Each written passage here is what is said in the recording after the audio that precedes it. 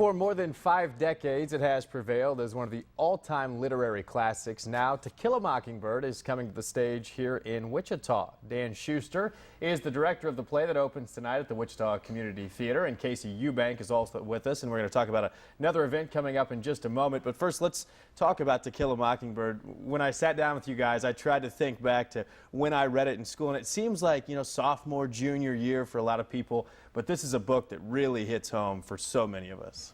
Oh, absolutely. In fact, when I was chosen to direct this play, I reread it for the first time since high school, and it's amazing how much more it can mean to you as an adult looking, reading it than it did as a high school student. So I encourage people who haven't read it, reread it, because it's very good. It's amazing how much more you get out of it when you don't read the cliff notes. Yeah, exactly. Too, right? Exactly. No, it really does. There are lots of terrific lessons, and it was almost ahead of its time. The book by Harper Lee, diving into things like prejudice and social biases and things like that, right? Absolutely. Yeah, and the themes of acceptance, accepting others who are different from yourself. Yes, the racial injustice themes. It was really ahead of its time. It was before Martin Luther King. This was 1960 that the novel was written. Okay. So, I mean, Martin Luther King would have been around, but before that, yeah. And obviously later this came to the silver screen. Gregory Peck played the lead, if I'm not mistaken. Absolutely. Here's some video of that. I know that we got to see this after the fact in school, but it really is terrific. How did you guys settle on doing this performance? How does that process kind of work?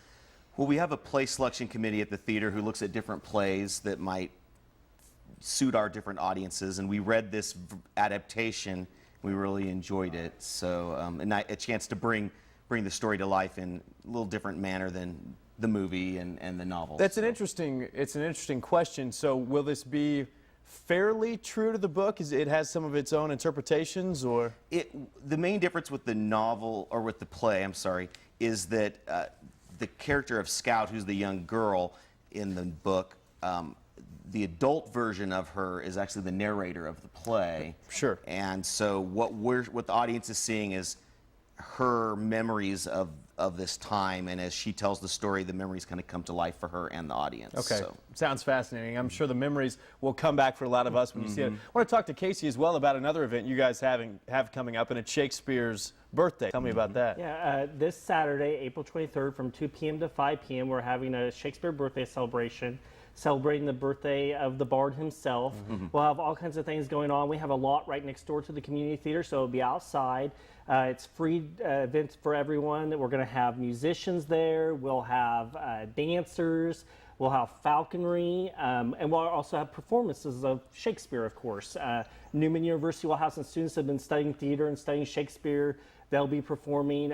We have a group, the Guildhall Players, who are associated with St. James Episcopal Church. They'll be performing scenes from As You Like It. They did that show back in February, so they'll be performing some of those scenes. And then, of course, we'll have the Bard himself there. Have to. Yes, exactly. Despite being more than 440 years old, still looking, still going strong, still right? Exactly.